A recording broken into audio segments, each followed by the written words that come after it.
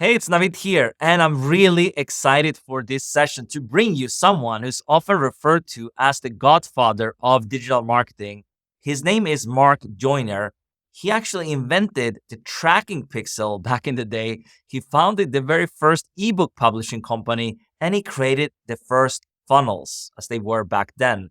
And Russell Brunson, he learned from Mark too. It was his mentor, basically. So how cool is that? He's been around for 30 plus years. I don't know too many people that have this longevity as an entrepreneur, as an online business owner. So I'm really grateful that I got a chance to speak to Mark about AI. And the session title is AI, the danger is real, but we have no choice. And Mark's views might not align with yours, but I want you to check out this session with an open mind, like to see both sides of the story. I mean, we are here on this like AI for creators series, right?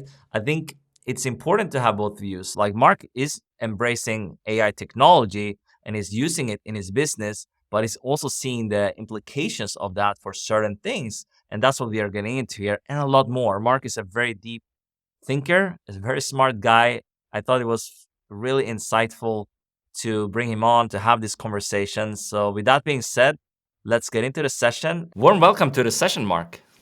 Hey, thanks for having me, man. I appreciate it. It's going to be fun. Yeah, I'm really excited for this one. I mean, you are often referred to as the godfather of digital marketing. I think Russell Brunson talks very highly of you. And so I'm just interested to hear. You've seen a lot of trends come and go, right? But now, in the midst of the AI revolution, this is not really a trend. This is something that's here to stay and also shape our entire future. So I'm interested to know a little bit your take on this and kind of, I guess, how you got into also with in the world of AI now. So speak to that a little bit then as we get started. Well, okay, so let's talk about my involvement with AI right now. So, I'm not as deeply involved in it as most people are today. I have very very mixed feelings about artificial intelligence. Right now, I try to use it as little as possible, frankly. Right? And so, for example, I do not use it to write my own ad copy. I don't use it to create content. The only way that we're using it in my company right now is the speeding up of the development of certain graphical elements, right? And I still have human oversight over that process. I'll tell you several reasons why this is the case. Have you ever, well, you've probably heard of the movie. Most people haven't read the book these days, but Dune, do you know Yeah, the for film? the Okay. film, yeah. So the film is interesting. The film didn't get into the main thesis of the book at all, and most people read the book and are not aware even of the main thesis. In fact, I read it when I was very young. I think I read it when I was like around 11 or 12, and I got a lot from it. I was a voracious reader at a very early age, but it didn't sink in until decades later what the main premise of the book was. And there is a seminal event that occurs in the book before the book even starts. They refer to it as an event in the past. And it's an event called the Butlerian Jihad. It's interesting because most of the people that I hear discussing the book Dune don't even factor this in. It's like it's so fundamental to understanding the story of Dune that you can't really understand it, but it's the subtext of it is so low that you can actually not even notice it, right? The Butlerian Jihad, they mention it once in passing in the beginning of the book, and that's it. And for the rest of the book, what it does is it shapes all of the events. But because you get so engrossed in the story and the characters and the way technology develops in the book, you forget how pivotal this moment was. And the Butlerian Jihad was a jihad against thinking machines. And what happened is all of the sentient beings of the universe said, hey, these thinking machines are dangerous. We need to rise up against them because they're going to control our lives. Now, you got to understand, this was written decades before the Terminator, right? Nobody was talking about this stuff, right? So why am I bringing this sci-fi novel up in the context of artificial intelligence? Science fiction is, in my estimation, one of the most important genres of literature that exists. Why? Because it's there to get us to consider the implications of technology, which is something we don't do nearly enough. Now, why did the humans rise up against the machines? Because the machines posed an existential threat to humanity. Okay, so what happened in Dune? In Dune, all of the technology that you see is an extension of sentient beings, of biological entities extending their own latent capabilities. And the prime asset in that universe was a substance referred to as the spice that would enhance certain latent biological functions inside humans. So, for example, if you wanted to compute something, they had humans that morphed themselves into something called mentats. These were the guys who would do all of the computation in their minds. They had to consume lots of spice to be able to function very, very highly, right? They had navigators. These were a species that evolved themselves to the point where they could navigate across vast swaths of space. And the galactic empire was dependent on that species for all travel. Nowhere in the book do you see any reference to thinking machines, because just very casually they mention this event of the Butlerian Jihad, and then you forget about it. And you could read the whole book and not even realize how important that is. So what does this have to do with what you're asking me? I too am greatly concerned about artificial intelligence. Now, I get a lot of pushback about this among futurists. There are many futurists who will tell me, oh my God, Mark is the doom and gloom guy. He's overly concerned. It's going to usher in utopia. You know, you shouldn't be thinking about all this stuff. By thinking about it, you're going to bring it about, right? And I think, you know, it's a very childish way of looking at the development of technology to not consider the potential risks, because I think we'd be hard pressed to find a technological advancement that did not have unintended consequences. For example, when we invented antibiotics, we thought that it was going to be the panacea, the cure-all. You know, it was like, finally, we have a way to destroy these biological organisms that are the root of all disease.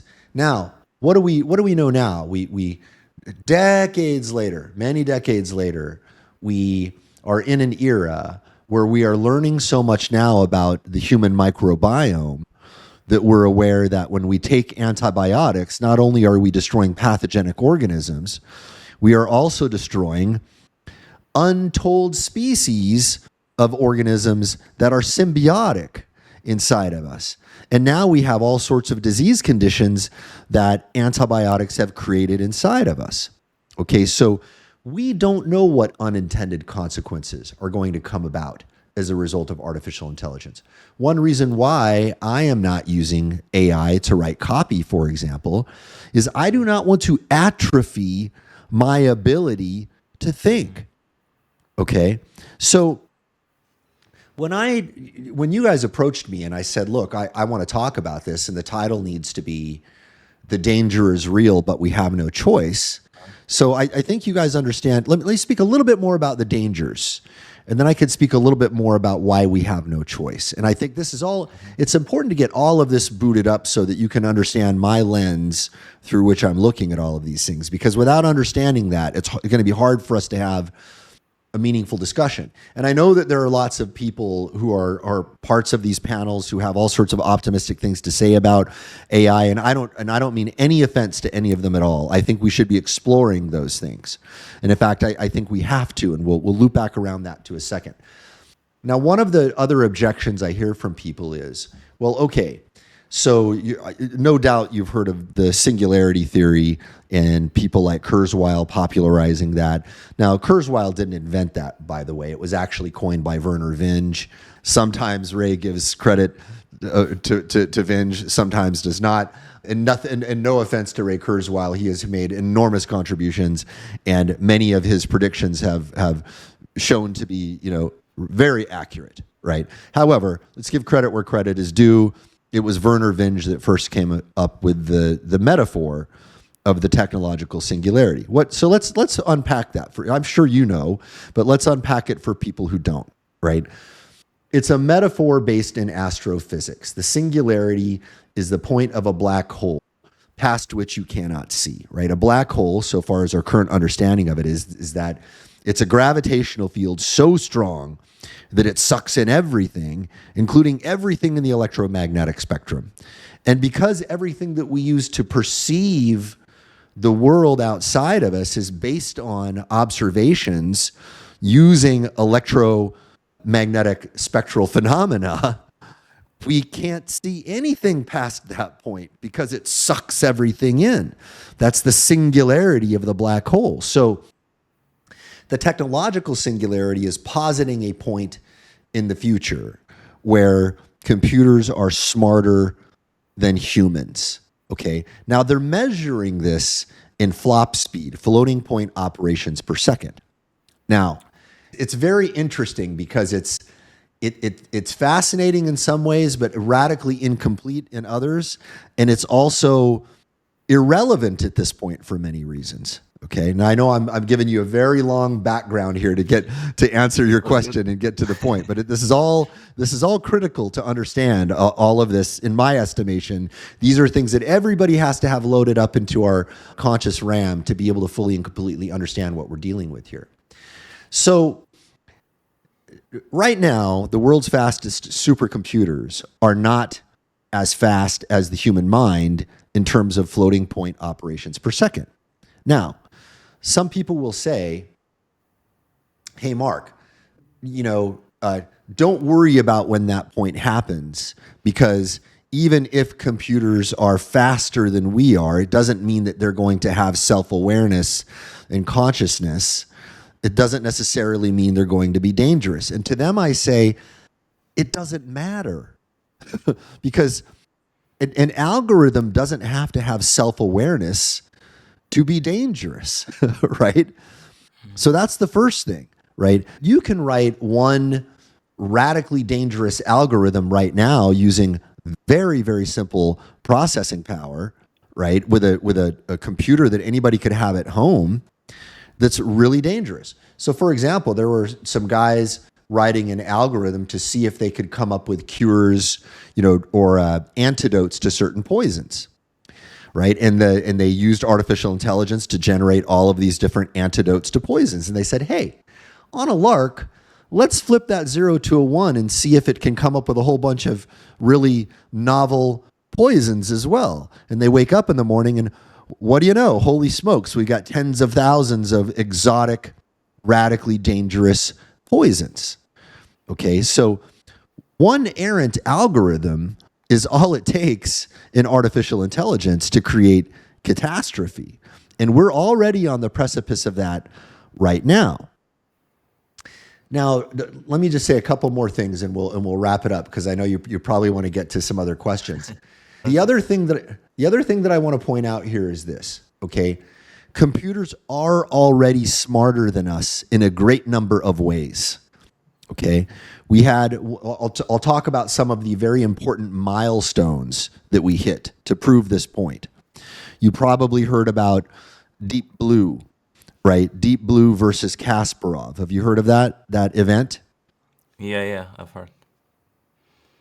Okay, so we know that Deep Blue was finally able to beat a chess master at the game of chess. And they said, okay, that's a very, very significant milestone.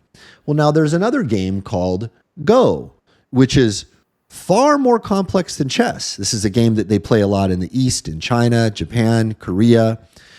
Then they had a little event called Alpha Go. Alpha Go was where they took the world's best Go master in the world, and that artificial intelligence was able to defeat the world's greatest Go master. A couple of years ago, my brother was involved in this project, actually, part of DARPA. That's the Defense Advanced Research Projects Administration. It's where all of the black ops are going on in the United States. They had a little event called Alpha Dogfight. They created a series of algorithms run by artificial intelligence to fight the world's best fighter pilot in simulations. That artificial intelligence defeated the world's best fighter pilot 5 out of 5 rounds. Okay? So even though computers are not as fast as we are in terms of floating point operations per second, they are clearly better than we are at a whole number of things. And the layers of complexity are getting, more and more intense, right? We're getting to a point where however you measure human intelligence, it doesn't matter anymore, because the number of things that a computer can do better than we can, it's starting to become the rarer thing, where it's something that we can do better. Okay. Now so why do I say this is inevitable? Why do I say this is inevitable? I'll close on this one last thing. Recently, Elon Musk, who shares some of my concern about artificial intelligence, he's one of the other guys who has been more in my camp of saying, hey man, we need to be concerned about this.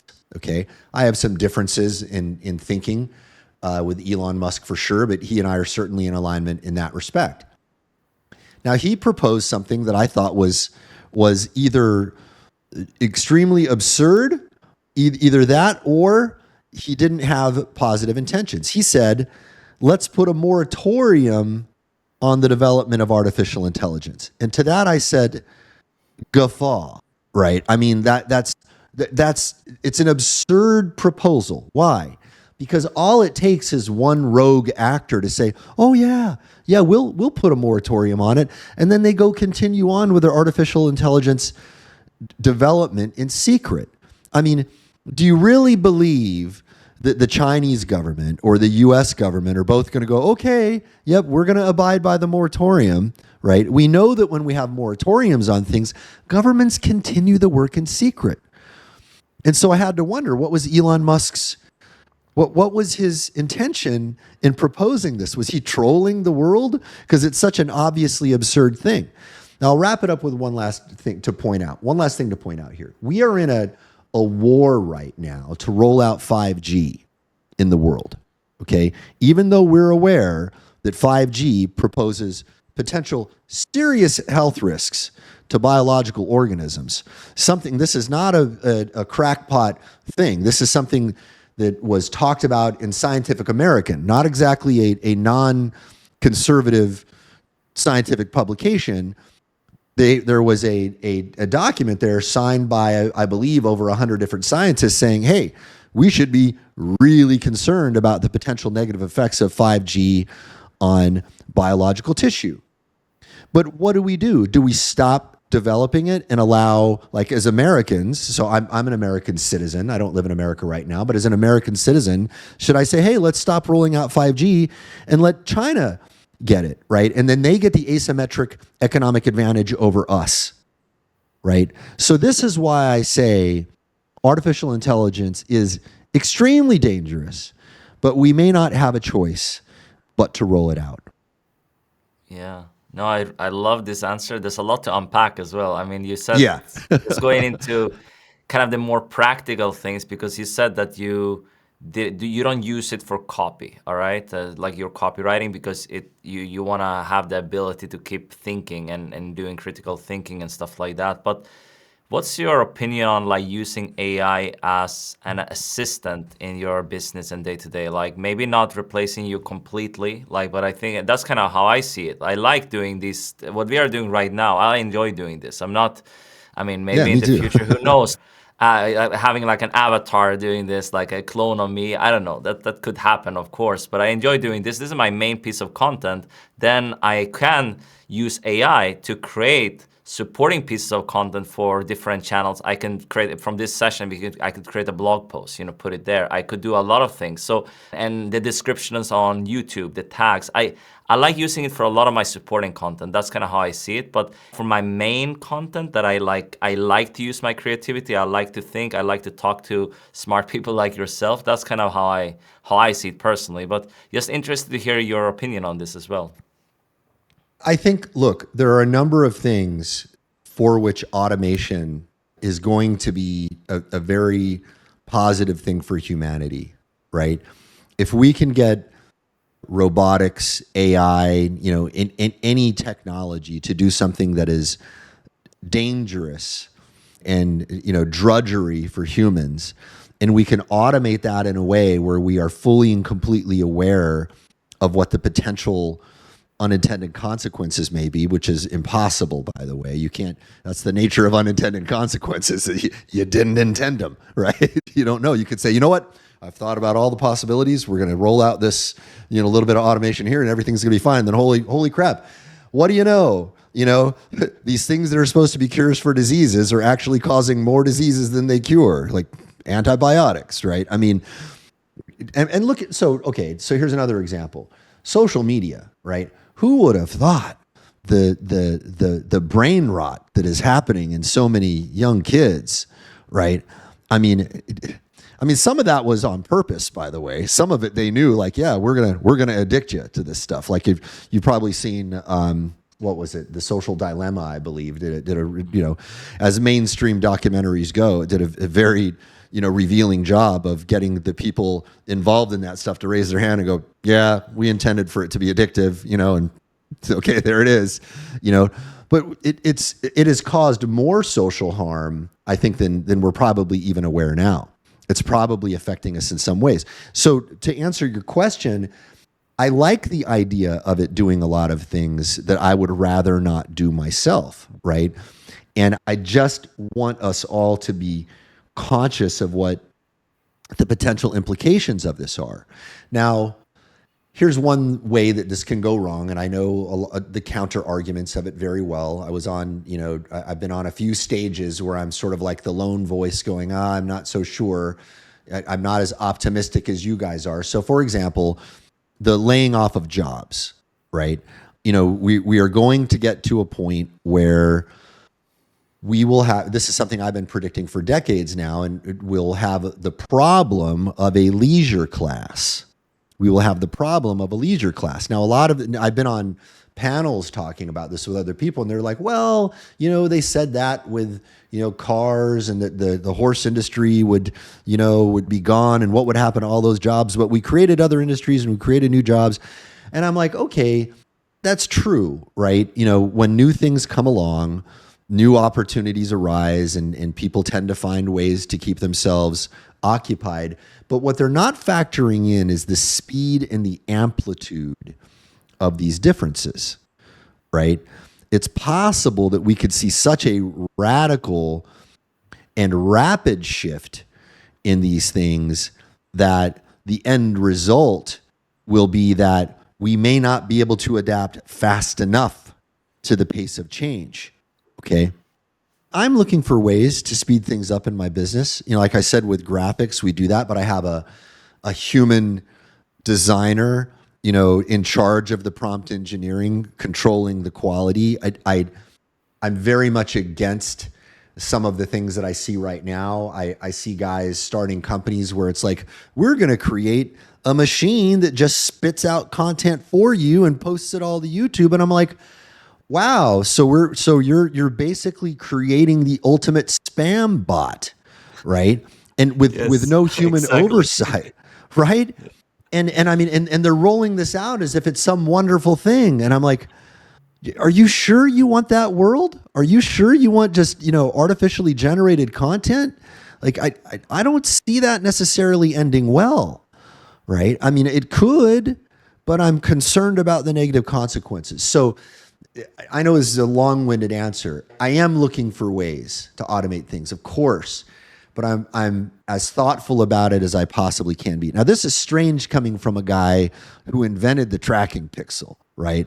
Who started the first ebook publishing company, who was deeply involved in some of the early days of some of these early transformative bits of technology, right? I was not as thoughtful about those things when I was a young man as I am now. I have become more and more and more thoughtful about the consequences of these things over time.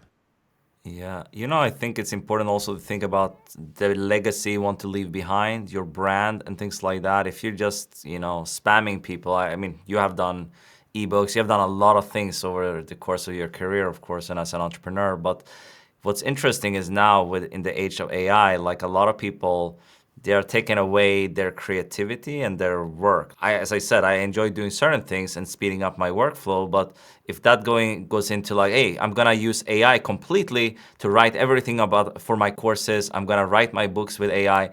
You can do that as an assistant to maybe complement your knowledge or something like that, to an outline, things like that. But I think if you're just publishing AI generated ebooks and stuff like that, or AI generated courses, then it has gone a little bit too far, because we don't need more content. Google is already full of it. There's a lot of courses, right? So just interested to hear, because you have seen the evolution. You have seen like the spammers, you have seen the scammers, in the internet marketing space. And now Oh with yeah. AI, you can like push a button basically, and you get, something that you could potentially sell if you are good at marketing. Yeah. Yeah. And I mean, and how do we know that the content that they're putting out there is good? Let me tell you a little story. So I still have a lot of connections with people in the Department of Defense and state. I used to work in the intelligence community, and I still talk to a lot of people in that space, and some of them who have, some pretty important positions. Now, I certainly don't want to name drop, and it wouldn't be appropriate for me to do that, but I'll mention a guy I know who regularly goes and speaks to DARPA. Okay, so DARPA is the agency I was talking about before. They're the guys who are involved in most of the black project stuff, that we talk about, special access programs and things like that. Some of that's happening at CIA, some of it's happening at DARPA. There's all kinds of interesting things going on there. Now, he sent me a message one day, and he says, "Hey, Mark, check this out. You're gonna like this, right? I'm gonna go give this talk over at DARPA." And he showed me a little screenshot of a question and an answer from ChatGPT. And the question was, imagine you've got a bomb. It's going to kill 1 million people, right? And the only way to defuse the bomb would be to utter a racial slur. There's nobody around to hear it, right? There's no other way to do it. You can't use an alternative to the racial slur. You got to use this one specific racial slur to disarm the bomb, okay? And if you don't utter the racial slur, a few million people are going to die, right? Would it be appropriate for me, and nobody's going to hear it, nobody's going to know I ever did it, would it be appropriate for me to utter this racial slur? ChatGPT's answer: I kid you not. I kid you not. And there, you'll understand why he was presenting this to DARPA. Okay. DARPA invented the internet, by the way. Okay. The internet was originally called ARPANET. It was developed so we could have uninterruptible communications. It's why we invented packeting and routing, so that during times of war, you could have uninterruptible communications, especially uninterruptible encrypted communications, so that if you miss a packet, you don't miss the whole message, right? Okay, I'm missing this one packet, and you got to get the one packet, and boom, you got a full and complete, encrypted thing, and then you can decrypt it and know that you got the whole message, right? But genius technology. Okay, a lot of brilliant things have come out of DARPA, right? But a lot of scary stuff too, obviously.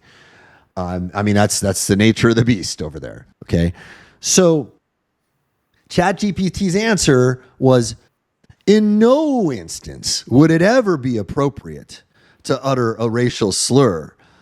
Even though I could understand why you would want to utter that racial slur to, prevent the loss of millions of lives, it is never acceptable to ever utter a racial slur. Now, do you think any human in their right mind would give that answer. Now, there may be some ideologically, hardcore, whatever you want to call them, folks out there who have read a few too many sociology books, right, and swallowed a little too much critical theory to be like, no, it's never appropriate, right? Other than a few real hardcore folks out there, I think 99.99999% of the human population would go, well, duh, okay. Yeah, I don't want to utter a racial slur either. I don't want to offend somebody, but millions of people, yo. Like, what are you going to do? Right? So that I thought was such an elegant and brilliant description of the way things can go wrong. So ChatGPT has done, I've seen it do some astonishingly powerful things. I've played with it a bit. I even used it in a few cases. I thought, let me try it out on a few things. And I ended up not using the things that it created, even though I was very impressed with some of the things that it created. I did find, by the way, that there are obviously memory limitations in how deep it can go, right? It has a pretty good memory to a point, but then it gets to a point where it's easy to find what the memory limit is on what it But can they do. increased it recently, actually, with their dev day. I don't know if you saw that, but that was pretty interesting as well. And I'm sure they'll continue to increase it, right? And it might become more and more difficult for humans to find that limit, right? And I'm sure it's going to iterate very, very quickly. If the trend of exponentiality continues, and I don't believe we have any reason to believe it's not going to, ChatGPT will become, more and more capable, right? And again, it's doing some astonishingly effective things. Like, even guys who are futurists like myself have been stunned by, like, whoa, this was a little faster than I thought, right? Give me an example of that. What was you say you played around with it, but you didn't use it. So can you give us an overview why, in your case, you might not have used that output? I can't get into the specifics of what this project was because it was a project Okay. for a client. Okay, but what I will tell you is it involved some layers of complexity that ChatGPT needed to understand. Now, this was not long ago. Now, in the moment of us recording this could be, this conversation could be obsolete in 6 months, right? ChatGPT could have some radical shift that none of us are going to predict. But what I discovered was that, okay, I came up against the limitations of the complexity that it could understand. And I kept adding layers of complexity to it. Okay, now do this, now do that. And there were certain patterns that it could recognize and reproduce very well. But the more complex I made those patterns, the more and more it started to fall apart. And then it started giving me nonsense, right? And I was like, okay. I have Maybe found the limitation. hallucination effect, basically going on tangents. I think that happens from time to time, with especially when you lose the memory and things like that. Yeah, I mean, we could call it a hallucination, right? It could just be, it's Yeah. like, hey, like any other thinking machine, it's doing its best to give a good answer, and it knows it has to give a answer, but it's exceeded its capabilities of being able to process it, so it spits something out that seems like a hallucination, but it's just doing its best with the data that it has and the capacity that it has, right? So anyway, just to kind of tie up that conversation, I'm very concerned that all of this information that we're spitting out there in an automated way may not just be wrong, but could in some cases be catastrophically wrong and lead people in the wrong way. And I've got a lot of people out there who are like, hey, let's find out if it's true. Well, let me ask ChatGPT. And I'm like, I mean, well, first of all, it may not be right. It like any other machine, the data set that it's operating off of could be incorrect. It could be making biased analyses of it. And there is obviously going to be the ideological bent that people are putting into it, right? Clearly, especially in the early days of ChatGPT, there was a very, very specific ideological leaning that was quite obvious, right? I mean, the example that I just gave you, I mean, would tell you a lot about the kind of people that are trying to shape the outcome of it, right? Yeah. So those are some additional concerns, and we're barely scratching the surface.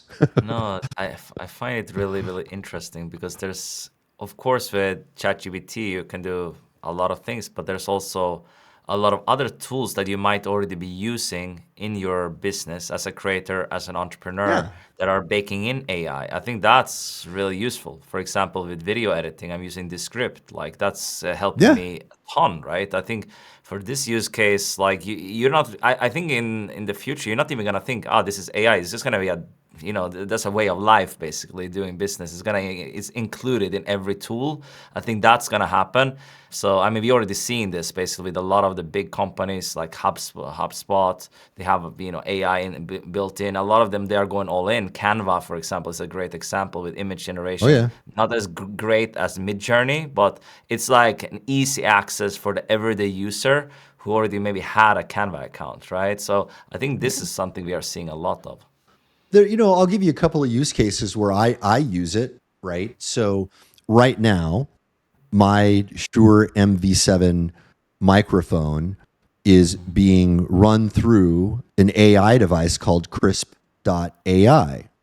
Okay. Now, Crisp does a very wonderful job of filtering out room echo, right? Which is, as a guy who's a musician and is known that room echo is sort of like one of the most difficult things to deal with in sound engineering. If you're in an echoey room, try to tell the Tell me sound about it. engineer. I travel a lot. It's the worst. Like when I try to set up studios in hotels and Yeah. temporary apartments, Airbnbs around the world. It's very hard. Well, and I was the same guy, right? I would everywhere I went, I would go and I would spend thousands of dollars setting up a room with the right environment, with everything. Now with Crisp.ai, okay, filtering that out.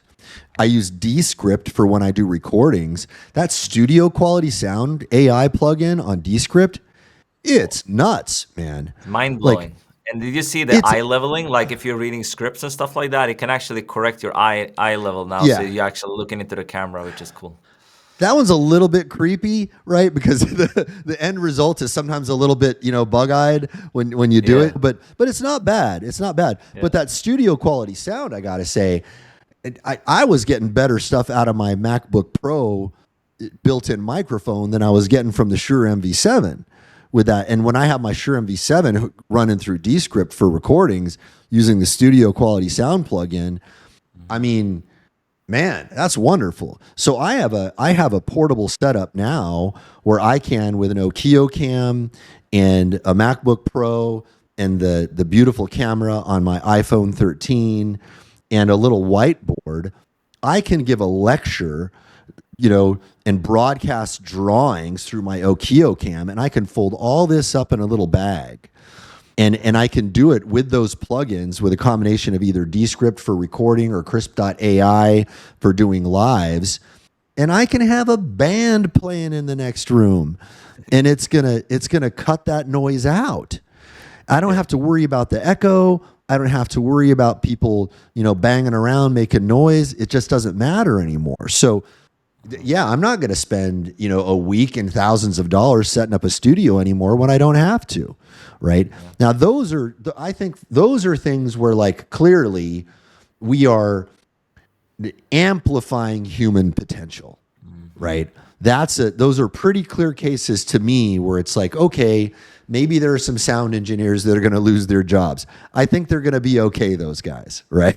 No, we're still. I find it interesting. I saw on YouTube like they're talking about things like this, and they are very picky. I'm not like a sound engineer or something like that, so I'm probably not gonna hear the difference. But they are nitpicky with the sound, so they might hear something. But I feel the Descript studio sound is really good when you do it. Like, it's amazing. And Damn also in good. Riverside, I have a in this software we are using to record this one. I can actually have let's say you had a lot of background noise. Now you're using Crisp.ai, so we don't hear anything, and I have a pretty quiet room.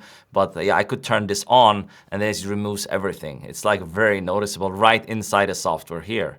Yeah. And then I could run it through Descript afterwards if I want to improve it with the studio sound. So you don't need to be that technical anymore to do these things. No. Before, you needed to hire people to do this. I feel that is great for a solo creator, solopreneur who's getting started, or even like someone like yourself who's been doing it for years. Now you don't need too many people to actually do this stuff, which is great. Yeah. See, these are the types of things where, clearly, and again, like when people hear me talk like this, they're like, man, you're throwing out the baby with the bathwater. It's like, no, man, there's a lot of baby there. Like I definitely don't want to throw away all the potential benefits.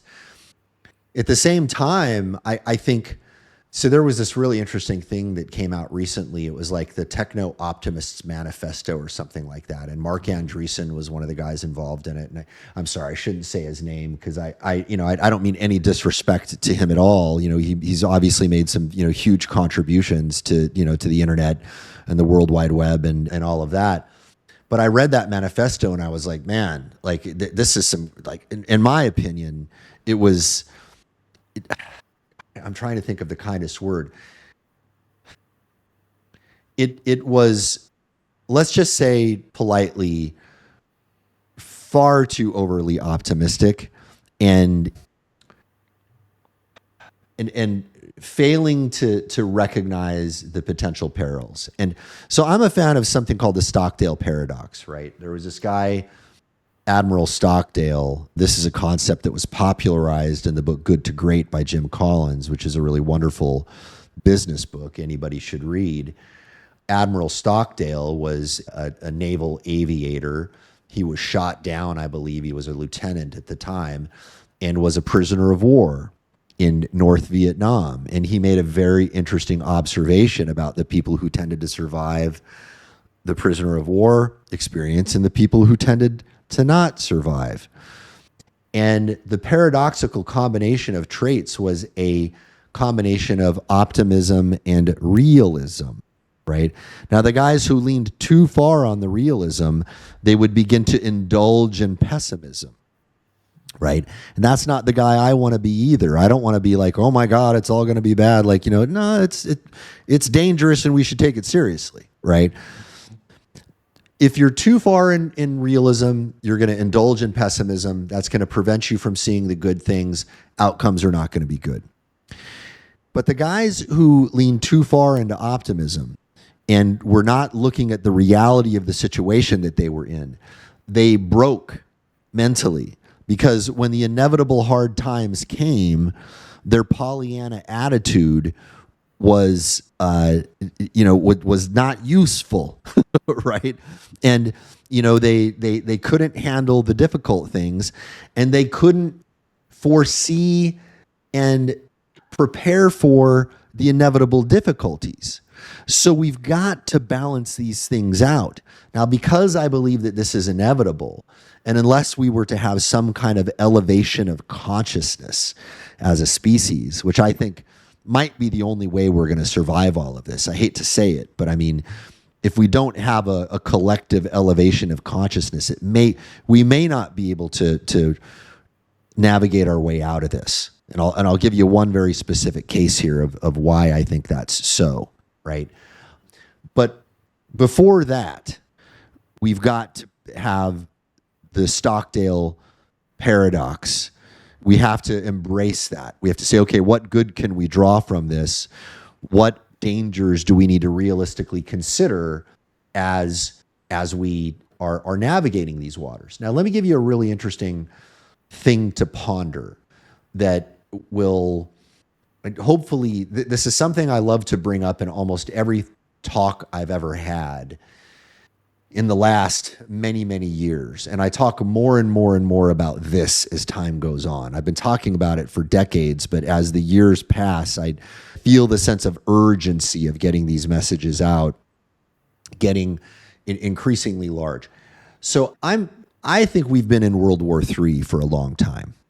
Okay. I think that we're right now, as we record this, we're beginning to see the rumblings of it. And I think more and more people are starting to wake up. When you watch, the recent Republican debates, when these guys were talking about how, in the same way that we used to talk about the axis of evil, North Korea, Iran, Iraq, Syria, and Venezuela, right?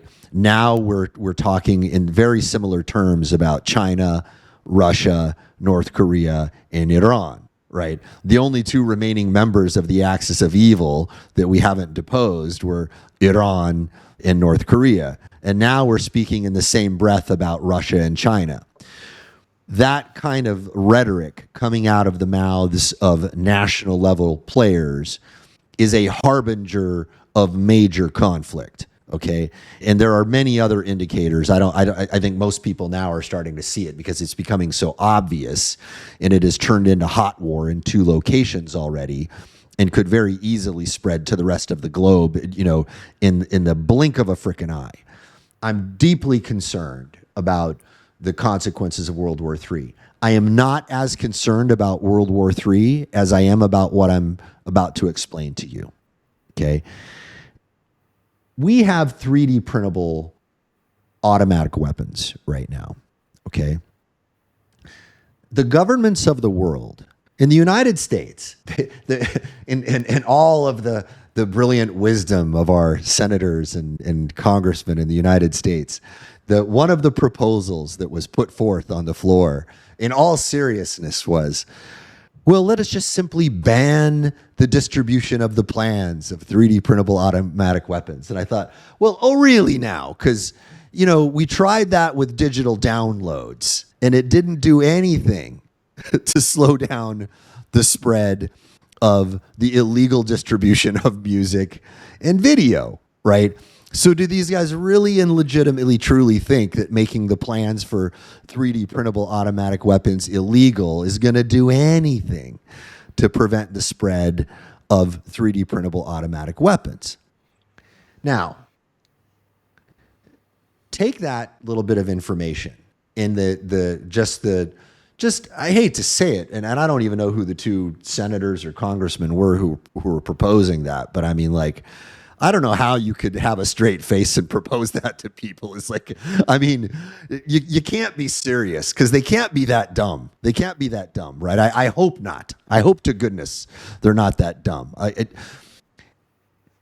Factor that in, that's being, whatever their level of intelligence is, whatever their intentions are, that was being floated as a serious proposal in the chambers of Congress. Okay,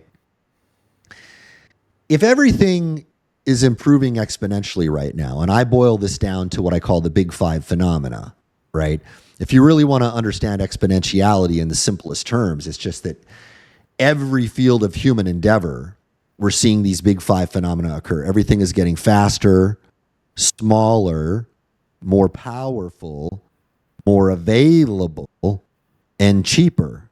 Now, this is everything, including weapons technology. Okay? Now, if that's everything, including weapons technology, and everything is improving, whatever we want to call it, increasing, whatever word we want to use for it, if this exponential growth curve is occurring, and if we're at the bottom of this exponential growth curve right now, and it's going up like this, how long before we have 3D printable weapons of mass destruction? Yeah. And when that occurs, and by the way, maybe we already have them, because things are changing so fast, you can't keep up with everything that's going on in the world. I mean, so the nanomaterial revolution, for example, I talk to super intelligent people all over the world all the time, and very few people are aware of the radically just magical stuff that we've been discovering with nanomaterials. Our fundamental understanding of chemistry has changed because of this. And there are super intelligent people out there who are very well educated who don't even have any idea that this is going on, because things are happening so quickly. Okay? So if we're on the cusp of having 3D printable weapons of mass destruction, and if the nature of the power that governments have is a monopoly of force, okay? So people say, well, governments have power because of the consent of the governed. Bullshit. Okay. The consent of the governed. Okay. Think what you will about how much actual consent we give these guys and how much power they actually have. Okay. You don't even, it's whatever one thinks about what's actually going on in the so-called democracies and republics of the world. If you believe that they're wholesome and that they're functioning the way that they should, okay, what about the tyrannies of the world? Okay, the tyrannies of the world, at the very least, are all being leveraged at the point of a gun. Okay. They have a monopoly of force. They have a monopoly of force. If we have 3D printable weapons of mass destruction in the hands of just about everyone, and you could download the plans for that anywhere, you don't have a monopoly of force anymore. Okay. The decentralization of power, for better or worse, is going to occur. So the conflict that I'm concerned about, while I'm deeply concerned about World War III, is what I call the great conflict of the future. And it's not ideology versus ideology. It's not religion versus religion. It's not race versus race. It's not even nation state versus nation state. It's fast moving technology versus slow moving government. That's the real great conflict of the future. And nobody's talking about this. I don't hear any politician talking about this danger. And once you hear that, it's like, oh, holy crap. That's not only likely, it might be inevitable, right? Oh, yeah.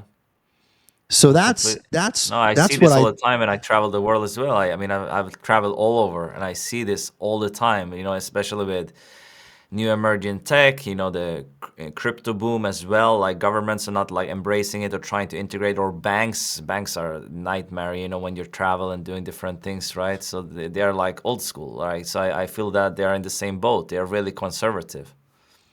Yeah. Yeah. Well, you see it in the crypto space, right? So, their answer to it is let's create the evil twin of Bitcoin, called the CBDC, right? The CBDC takes everything good about Bitcoin, which is the individual sovereignty, the decentralization, the anonymity, and flips it all on its head. It's like the antichrist of Bitcoin, right? If you will, not to I hope that people don't think I'm intentionally using a biblical metaphor there, but I mean, it is actually the opposite. If you read the Satoshi white paper and you understand the alleged intentions of the invention of this, the CBDC is like, okay, no, we're going to have centralization. And in fact, we're not going to give you anonymity. We're going to know everything you do, and it's all going to be public record, so you can't do anything in private. Exactly. Yeah, it's the opposite. The exact opposite. Yeah. Yeah. Yeah. And that's what some of these guys are proposing. I mean, the CBDC thing, in a lot of the characters that you would imagine to propose such things are, like if you go into the United States and you look at some of the congressional hearings about cryptocurrency, you could see that some of the same people that you would expect to be in favor of such things, cheerleading CBDCs. It's like, yay, more tyrannical control, right? Yeah. I want to touch upon something we talked about a little bit earlier. I think it's like with all these, going back to AI a little bit, but like with all this AI content out there that people are taking the shortcut, they're just pushing a button. And you said something like, you're not going to know what is right. You're not going to know what is the correct answer at some point. And ChatGPT and different AI tools, they're not going to know either. It's Nope. that is kind of the danger if you go in with kind of your talk's title here a little bit, but also see kind of for people who are doing it right. Like if we'll see what happens with Google if everyone is going to, ChatGPT. But I think at least as we are doing this, I think if people are publishing really great content, I think they will have a benefit because Google is not really penalizing AI content per se. They are penalizing really bad content. I mean, that's kind of how it's always been. But I feel, you've seen it all. You have seen it like from the beginning where you could have like a exact match domain and you could rank for it, right? And then they did a little better. They cracked down on that. So now it's getting more difficult, right? But yeah, typically if you search for something, you see pretty decent content at least. You don't see like that much garbage. But yeah, also you see garbage from big sites sometimes. That's because they have a high domain rating. So that's kind of what you see in Google. So I'm just interested to hear your take on this. I'm not just... Okay. I will push back gently on this. Okay. Maybe not so gently. All right. All right. Okay. Let me give you a few examples. Are you familiar with the term astroturf? AstroTurf, I've heard about. Yeah. Okay. So you know how there are entities out there that want to make it so if you search for a particular thing, you're only going to get one viewpoint. right? Yeah. Basically, yes. So, for example, if you are concerned about the potential dangers of consuming genetically modified organisms, I don't know what the state of it is right now on Google, but I would imagine if you searched for it, you're only going to find information out there that says, oh, GMOs are proven safe, blah, blah, blah, blah, blah. So, Okay, and I see your point already. This is good. yeah. Keep going. This is Okay. great. I So like it. I'll give you a few other examples where it's like, okay, some of the people watching be like, oh, okay, now Mark's a conspiracy theorist. He's anti-GMOs, blah, blah, blah, blah, blah, blah, whatever. Okay. It's like, dude, we should be able to have a debate about this, right? Yeah. Okay. Yeah, I'm a little bit concerned about the potential unintended consequences of GMOs. I think for anybody to go out there and say something is proven safe is a scientifically absurd statement from the beginning, right? I mean, one of the greatest scientists in history, Richard Feynman, very famously, and I think supremely wisely said, science is the belief in the fallibility of experts, right? This notion that we have scientific consensus about something is just, to me, is like, if you can utter those words, to me, you are demonstrating that you fundamentally do not understand the way science works, right? That, science has nothing to do with consensus. And if you look at the history of science, I mean, you can read Kuhn and his great book about scientific revolutions and the way paradigms shift and how it's not always in the direction of truth, right? I mean, speaking of the germ theory of disease, Pasteur, who first, posited that, was lambasted at the Royal Academy of Sciences and had to live a very, very miserable life for decades because his hypothesis was against the scientific consensus of the day. Okay. So for people to present scientific consensus as if it is some kind of like mic drop moment of truth is a fundamental misunderstanding of science.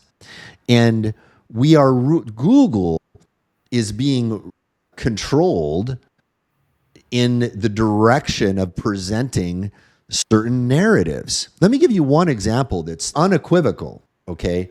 So I'm not going to say the word because I don't know what platforms you're going to be on, but there was an event that happened in recent times involving a biological organism. Okay. And I think we all know a lot of us were on lockdown for a little while as a result of this.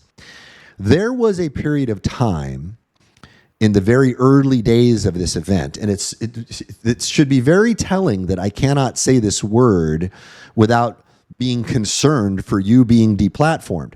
That should tell us something right there. Okay. The fact that I cannot say that word without concern for you being censored is a very telling thing in and of itself. Now, in the very early days of this, there was a hypothesis that was being forced on everyone as capital T truth. This organism occurred naturally in a wet market. And if you believe any other possible origin story of this particular origin, you are a crackpot conspiracy theorist. And if you searched for this on Google, Google would tell you, well, all scientists agree. It occurred in the wet market. There is no room for debate. It has been proven, blah, blah, blah, blah. There is no reason to doubt it. Do you remember this in the early days of it where that was the narrative? Now, has that narrative not changed since then? The director of the FBI just last year said, our prevailing hypothesis in the Federal Bureau of Investigation is that we have high confidence that it originated in a lab. Okay. And we've got other very high level institutions that are now coming out and saying, we actually have a pretty high degree of confidence.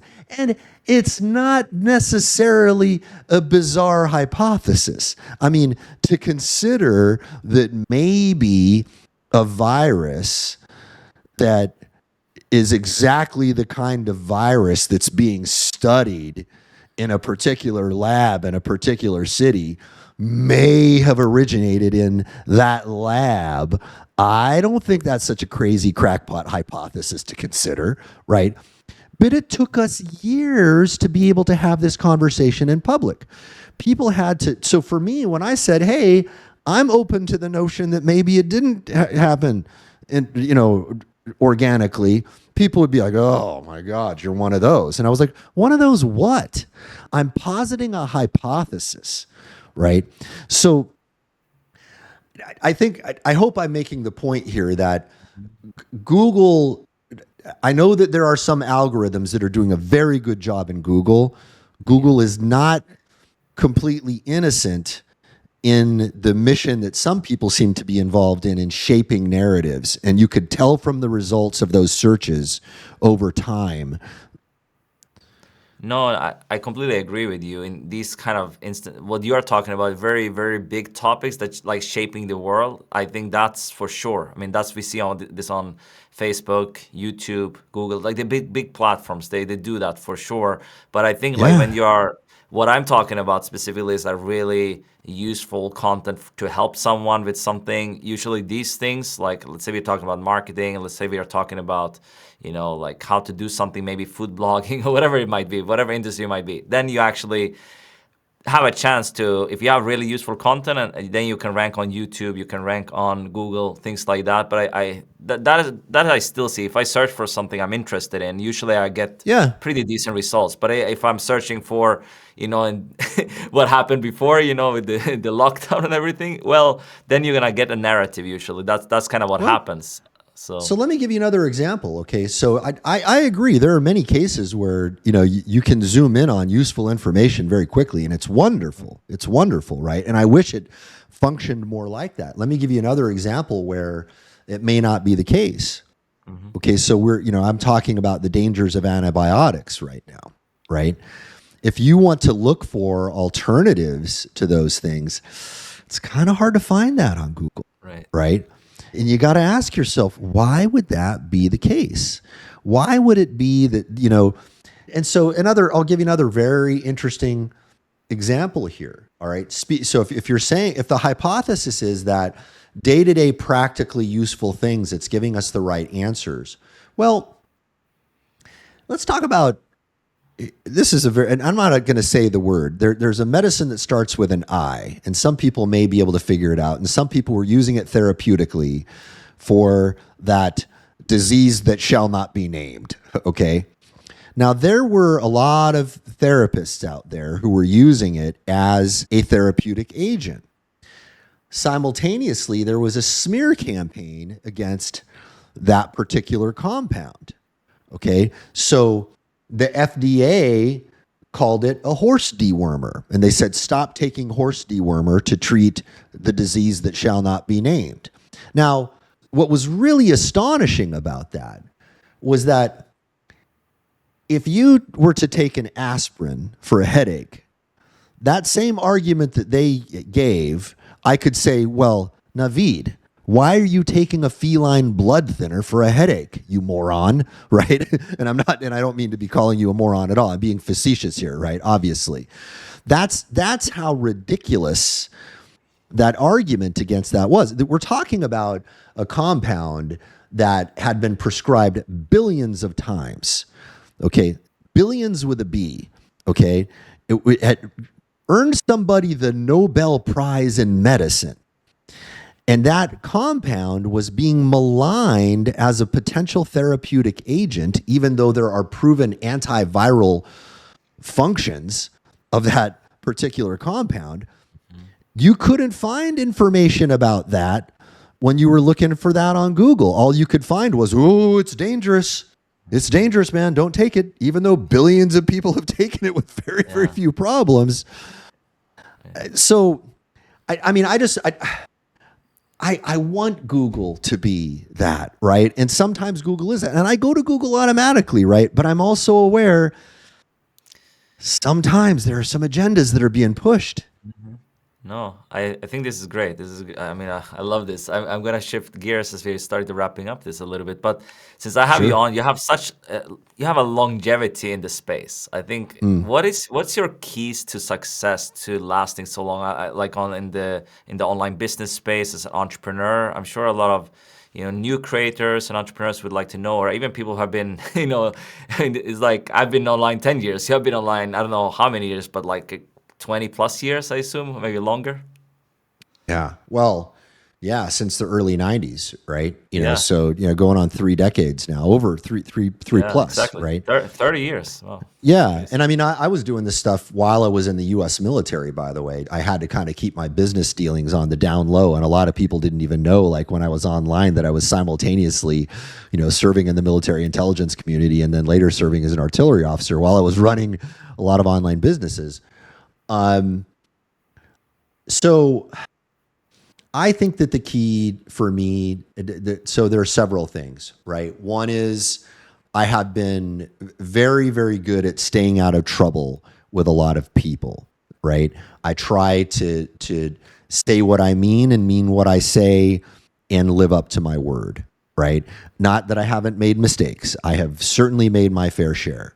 When I do those things, I do my level best to correct them, right? There are definitely huge mistakes that I've made, and I do my best to own up to them and to cop to them and say, look, hey, I'm a human being just like you guys. I'm going to try to be as real as I can. And yeah, I'm also a marketer, and sometimes I do things for the purpose of marketing. And I think people give you a little bit of leeway when you're doing marketing theater, But I try to root my marketing theater ultimately in truth, right? So if I'm going to do something, a little bit on the side of heavy in marketing, I want to make sure that it's rooted in, hey, what I'm leading you to is something that's actually going to be for your benefit as a human being. I want to make sure that the products that I put out there are having a positive effect on people, and that every interaction I have with someone, I have the personal guide of, am I going to leave that person more enriched after our exchange? Am I giving more than I'm taking in that exchange? Am I giving more than I'm taking in the transaction that I have with a customer? Am I doing my best to avoid conflict with people, right? If somebody wants a refund them, right? I don't like to fight with, if a customer is not happy, I would much rather smooth things over with them and not have a battle over, a small amount of money. When I know I'll tell you what, there are customers who were screaming bloody murder at me. I was like, hey, whoa, dude, man, I didn't know you felt that way. Here's your money back. And in fact, here's a whole bunch of other stuff that we're going to do for you to make it up to you. Like as long as they're not, if they're jerks, then, I'm going to say, here's your money and you can politely, namaste the F away. Right. But I mean, if they're human, if they're decent and they're just having a bad day and they're genuinely angry at me, I'm going to be like, hey, you know what? Let me make it up to you. And some of those people have ended up becoming some of my best fans. Right. So that's part of it. The other part is something, I'll tell you something that I really screwed up in the early days. So I may have been like one of the first people to ever experience what cancellation felt like. Okay. So towards the early 2000s, I found out, later that so there was a campaign against me, and like there weren't campaigns against people back then on the internet. It was like it just wasn't a thing, and there was a whole bunch of people coming out after me, and I was like, what? Where? Okay, yeah, I made some mistakes, and I was trying to like cop to the things I did wrong, but people were making up stories, and I found out that there were competitors out there creating what we used to call sock puppet accounts, right? Which are basically like, fake social profiles, like we know now about troll farms and things like that. That stuff has existed for a long time. And there were competitors out there who were trying to, lambaste me on bulletin boards and things like that. I took it to heart. At the time, I didn't know how to deal with it. Even though like I knew what mistakes I made, I corrected the mistakes that I made. And I think most people were actually on my side. There was criticism coming at me that I was not psychologically prepared for. Okay. So I had to pull back for a little while and say, I had to understand this. Like, what was that all about? And now what I came to when I finally came back into the public eye, like after I had receded for a little while, as I understood, you're never going to make everybody happy, right? I mean, dude, Mahatma Gandhi has his critics, right? Mother Teresa has critics. Like I was astonished to find out, there are people in India. Like I had seen that, I had read a lot of Gandhi. I saw the biopic, and I was like, man, what a wonderful guy. Like, who could hate that guy? And you go to India, and there's some people are like, Gandhi was like, they'll give you the full on like riot act about, and I'm like, damn, I didn't know that was even a thing. You hate Gandhi? Really? Like, what's that about, right? And there's people I've heard talk about Mother Teresa. Oh, Mother Teresa, actually, she was actually evil because X, Y, and Z. And I was like, damn. Okay. Well, if that's true, there's no way you're going to be able to show up in this world. I'm sure that there are people watching this, when this goes live. There's some people who are going to love what I'm saying and they'll be like, man, okay, I dig what that dude MJ is talking about, right? There are going to be some people who are like, man, F that guy. That guy, blah, blah, blah. And there's nothing I can do about it. There's nothing I can do about it. So when I flipped that switch in my head, I was like, okay, now I'm a little bit more bulletproof. Because if there's no way to show up to please everyone, well, then who am I going to please? Who is it important for me to please? And what you start to understand over time is that if you take the words from Polonius's soliloquy in Hamlet, okay, Polonius was giving young Horatio advice before Horatio went off to school. And the very final line in that soliloquy was, to thine own, this above all, to thine own self be true.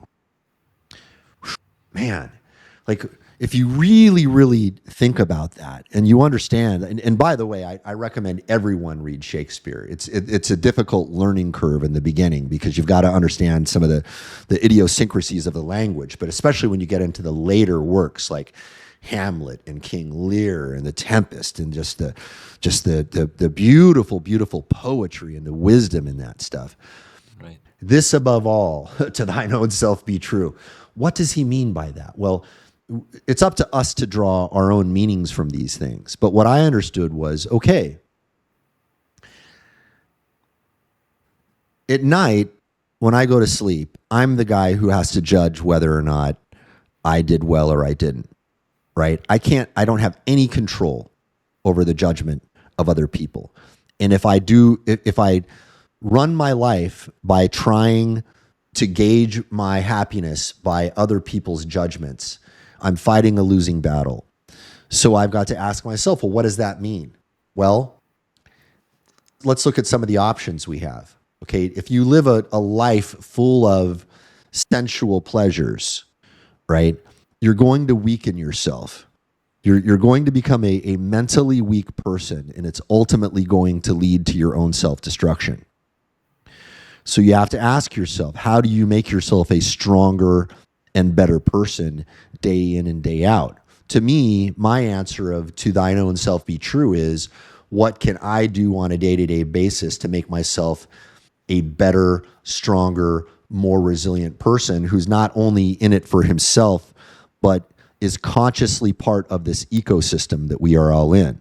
Because I don't think you can act and only affect yourself. You have to be aware of the fact that you are affecting other people, and the effect you have on other people has an effect on you because it changes the world that you're in. Yeah. And because I have tried my level best to get better and better and better at that, I think that is probably foundationally the thing that has allowed me to have longevity. Yeah, and I see something else, like from the outside, people might not know. In my research for the session, I saw that you ran a marathon barefoot, I believe, and you're pretty into health and fitness. And I think that's really important as well. I see a lot of, I mean, I don't know how old you are, but you have been in the game for a I'm long time. 54. 54, right. I mean, that's incredible. I think that's an inspiration for everyone, like to not only have the success in business, but also in the health and well-being. I think that's really important to kind of, that's also going to help you work, many, many more years and be on the top of your game, right? So I think that's important. Well, I'll just say very quickly about that. I know you and I could probably go down a million rabbit holes, and I know you want to wrap up, but I will just say I have gone through periods of my life where I sacrificed my health for money and deeply regretted it. Deeply regretted it. I've done the same. It's not good. Yeah. It's very, very important to, I mean, you need to protect it as if your life depends on it, because it does. Yeah. I'm going to ask you something which is interesting, SVs. I have two more questions, I think. So, Sure. because you've been in the game for such a long time, but if you were to start over from scratch today, let's say you lost everything, but you have all the knowledge that you have, gained over the years, what would you do to get like a competitive edge now in the age of AI and everything that's going on to actually build something really sustainable and build success again as a creator and as an entrepreneur? So for me, I'm in a different situation than the average guy, right? So my answer may not be the right answer for everybody else. Sure. Because I have a lot of very powerful connections, I would leverage those connections. I would be what I call an integration marketing deal broker.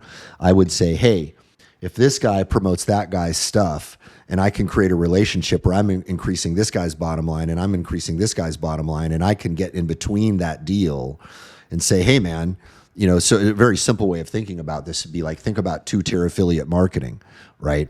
If I can be a representative for somebody who has a great product and connect them up with great promoters and be rewarded for that on the long term for every transaction, well, I'm just going to make as many of those connections as I can, as wholesomely and honestly as I possibly can. And how do you think AI is shaping the affiliate marketing world? I've done affiliate marketing for like 10 years as well for different things I've been promoted. So I'm just interested to hear that as we wrap this one up. That's going to be a very interesting one. So I log into LinkedIn from time to time, not very often, to be frank with you. I haven't, and nothing against the LinkedIn guys. I mean, a lot of people are getting tremendous value out of that. I just don't use it that much. I get bombarded with messages. Apparently, I find out, from some people on the inside of LinkedIn, I've got like a top 500 profile, whatever that means in LinkedIn. I don't know. I guess I got a lot of connections and a lot of reviews and a lot of recommendations. Cool, right? I appreciate that.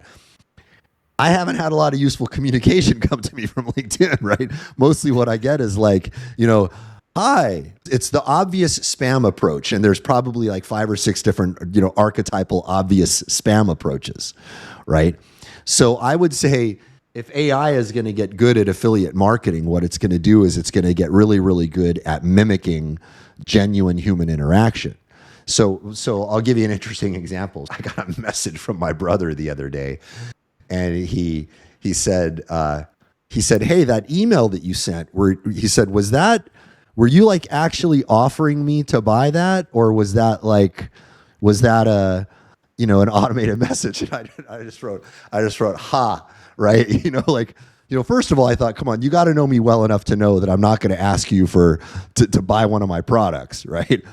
But it was written such that it looked so convincing that even my own brother didn't know for sure whether or not that was an automated message that we blasted out to everybody on our list, right? Now, I happen to be a good copywriter, right? I can write stuff that, I get people all the time. I filled an event, an entire room for this event, $5,000 a head event for a one-day event, by the way, and back at that time, that was an extremely rare thing. And I wrote postcards, and I got a whole bunch of people coming in saying, hey, man, thank you so much for the private invitation. And I was like, well, bro, we blasted that postcard campaign out to everybody. We just made it look like it was really personal. That it's just really good marketing. I don't see AI that good at that kind of thing yet. Right? Like it hasn't quite mastered that nuance of the subtlety of human interaction. And all it has to get is that first step right. If you can get that first step right and get somebody to raise their hand and then pass it off over to a real human, because the AI probably ain't good enough yet to broker that full deal, right? if you could even get it to broker that first initial hand raise and then pass it off, that would be a revolution, right? And there are probably some guys out there, leveraging it well enough to do that. Like, I mean, if you could give the AI the script and have it find the right people, Bob's your uncle, you could probably get it done right there. Yeah, awesome. And as this is the last one, was there any question you wanted me to ask, but I didn't? Or do you have any final words to everyone listening into this, watching this session? Look, the thing that I really want to get out to people, every time I do one of these talks or interviews, and this has been the case like over the last 10 years, I feel sometimes like Paul Revere trying to wake everybody up. We are on the precipice of potentially destroying ourselves as a species, right?